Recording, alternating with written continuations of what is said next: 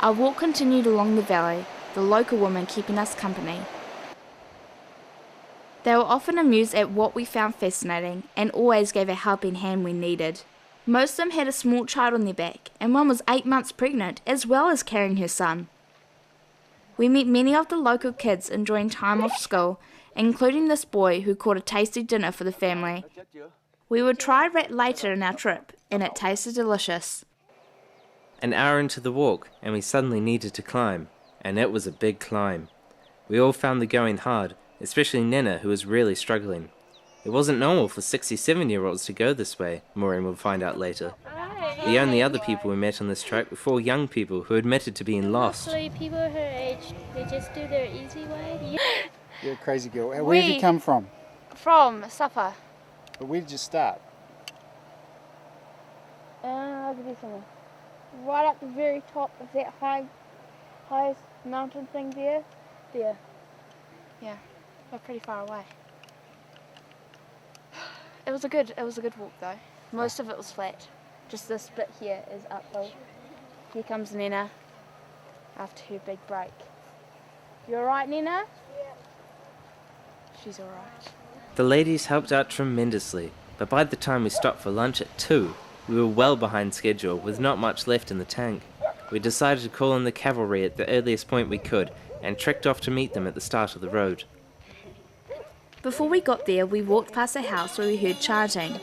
Fung asked if they minded us taking a look, and they didn't.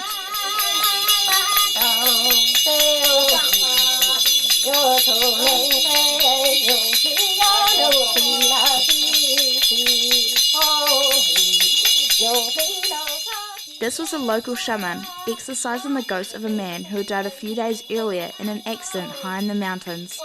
It felt like we were really intruding, so we didn't stay long. It was kind of creepy.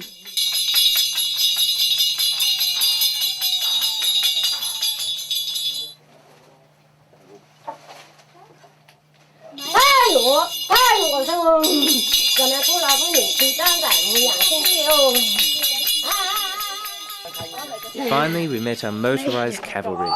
We were all pleased to see these guys, none more than Nina, and after the hard yards we had done earlier, the bike ride was exhilarating.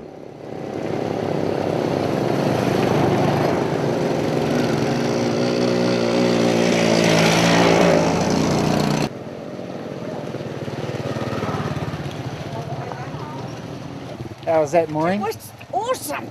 Awesome! It was great! That night we were staying at a homestay in a small village that specialised in that kind of thing. The standards of each place can vary greatly, but this place was really nice. We heard from some other travellers who stayed in a place with most of the roof missing, and where the animals shared their sleeping quarters. Nothing like that here. This was really nice. The food at the homestay was also very yummy, and everything was cooked in a wok on an open fire. We soon worked out that the women in the society do most of the work, so we thought we'd better help out. Not that we were any good compared to our hosts.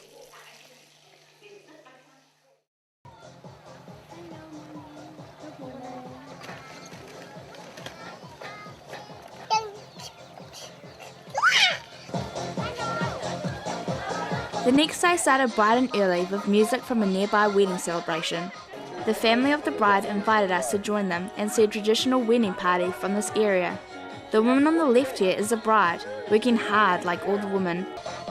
The men were drinking and playing bad karaoke.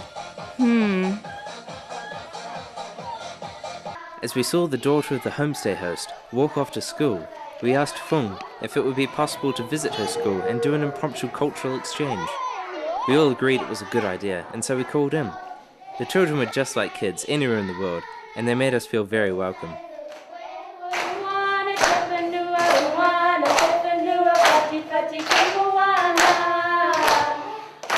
After we hijacked the class off the teacher, Mum and I sang the school song, Manawa Tapu, and then we did a really bad job of teaching them the Macarena. They loved the balloon animals Fung made, especially when we started making things they actually recognised. It was a lot of fun.